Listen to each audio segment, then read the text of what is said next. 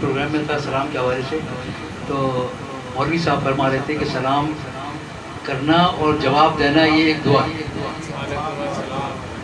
تو ہمیں سلام ضرور کرنا چاہیے. ہم سلامتی بھیجتے ہیں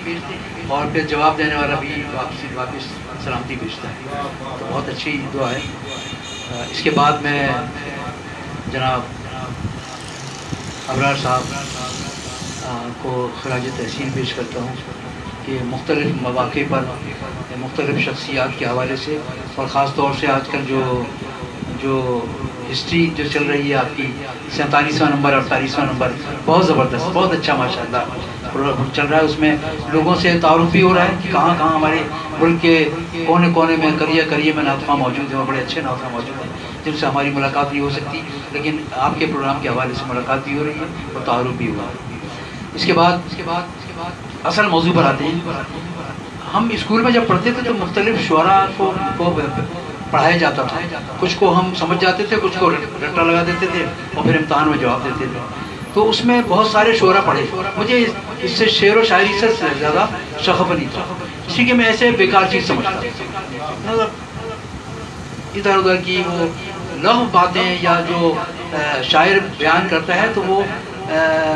جو حقیقت نہیں ہوتی بلکہ وہ خیالات میں یا تصورات میں، تو وہ ایک طرح سے لغو چیز ہے.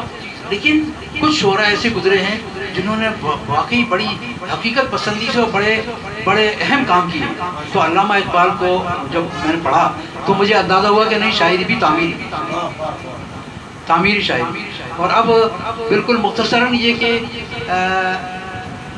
حالی نبی نعتیہ کلام کا ہے، بہت سارے شعراء نے نعتیہ کلام کا ہے. ادب کے حوالے سے بھی بہت اچھے شعراء گزرے ہیں، ان کو ہم کہہ سکتے ہیں کہ وہ ادب کے حوالے سے تو بہت بہتر ہیں. لیکن علامہ اقبال اور اعلیٰ حضرت فاضل بریلوی، ان دونوں نے جس طرح کی نعت گوئی کی ہے، جس طرح کی شاعری کی ہے، وہ بڑے کمال کی ہے. اگر ہم اس کو ہم تقسیم کریں، اگر ہم دو حصوں میں، اس وقت تو چونکہ ہم علامہ اقبال پہ بات کر رہے ہیں، لیکن اعلیٰ حضرت فاضل بریلوی بھی اس پر بڑا کام ہے ان کا. انہوں نے بھی مذہبی حوالے سے اور عشق رسول کے حوالے سے جو کلام کیے ہیں وہ بہت زبردست ہیں، بڑے دل میں اترنے والے ہیں. اسی طرح علامہ اقبال نے بھی جو نعتیہ شاعری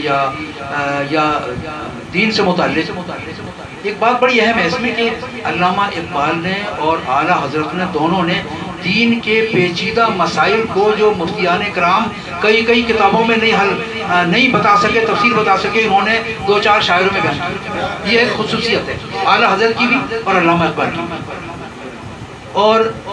پھر اس کے بعد اب ہم علامہ اقبال کو تو ہم عقائد کے اعلیٰ حضرت کو تو ہم عقائد کے حوالے سے دیکھتے ہیں، لیکن علامہ اقبال اس سے بھی آگے ہیں. عقائد کے ساتھ ساتھ جو موٹیویشنل جو فیکٹر ہے وہ علامہ اقبال کے پاس موجود ہے. مجھے اپنی زندگی میں، اپنے کیریئر میں، اپنی تعلیم میں، اپنے معاملات میں جو موٹیویشن ملا ہے وہ علامہ اقبال کی شاعری سے ملا ہے، موٹیویشنل شاعری.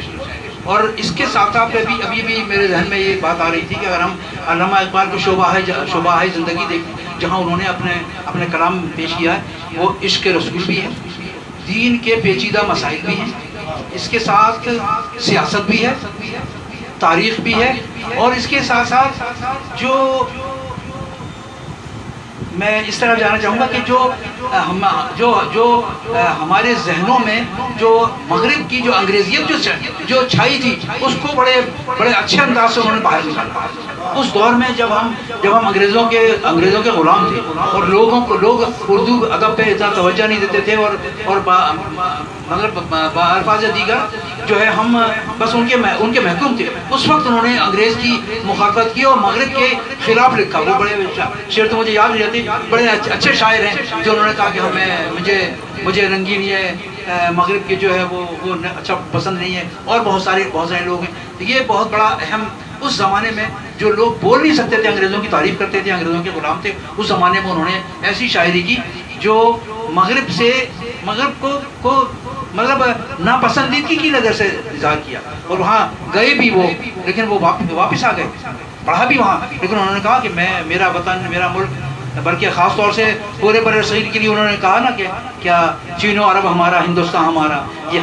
ہم اس کے پاس باں ہیں، یہ پاس باں ہمارا. تو ایک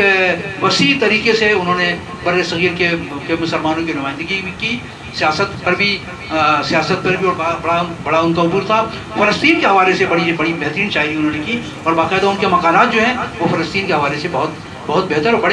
بڑے بہتر ہیں، جو آج ہم دیکھتے ہیں تو اس میں وہ جو آج کے حالات نظر آتے ہیں. پھر ساتھ ساتھ ہمیں پاکستان کے حوالے سے جو تحریک ان کی ہے، جو انہوں نے خواب دیکھا، اور اس کے بعد جو انہوں نے تحریک کے حوالے سے مختلف مقامات پر اور مسلم لیگ کے اجلاس میں جو انہوں نے تقاریر کی، وہ بھی پاکستان، حالانکہ ان کی موجودگی میں پاکستان بن نہیں سکا، لیکن بہرحال انہوں نے جو تجاویز دی وہ بہت بہتر تھی. تو اس حوالے سے ہم مختلف شعبوں میں اگر دیکھیں تو اقبال کا بڑا نمایاں کردار ہے بحیثیت شاعر. انہی الفاظ پر میں